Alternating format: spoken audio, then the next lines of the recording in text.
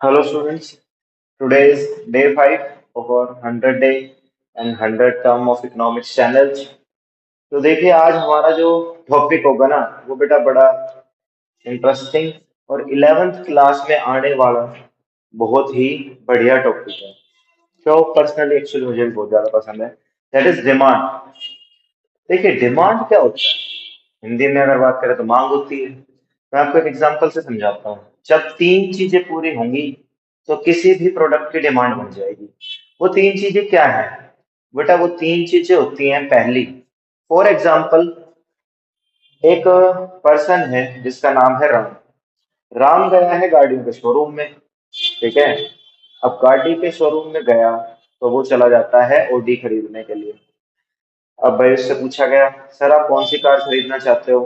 तो उसने बताया, मुझे तो ऑडी की A7 सीरीज अच्छी लगती है। तो उसको दिखाई गई गाड़ी। तो कस्टमर ने उसने जो एग्जीक्यूटिव ने बताया कि राम सर ये गाड़ी 7 करोड़ रुपए की है, जस्ट एन एग्जाम्पल। तो राम कहता है, क्या कह रहे हो, मेरे पास 7 करोड़ रुपए नहीं है। तो बेटा वो क्या करता है, मिस्टर राम को हाथ पकड़ता है और गेट के बाहर छोड़ आता है कि sir, if you don't have purchasing power then आप क्या नहीं कर सकते हो, खरीद नहीं सकते हो सामान। तो मिस्टर राम कहते हैं, ठीक है सर, ऐसा नहीं है तो मैं नहीं खरीदूंगा। सेकंड थिंग, फर्स्ट थिंग क्या हो गई, परचेज पावर। सेकंड थिंग क्या है, अब मिस्टर राम दोबारा शोरूम विजिट करते हैं। अब मिस्टर राम कह रहे हैं, मेरे पास भाई अंधा पैसा है, अब अपने पास परचेज पावर की कमी नहीं है। तो कहते हैं ठीक है, बट जो गाड़ी उनको दिखाई गई वो उनको पसंद ही नहीं आई।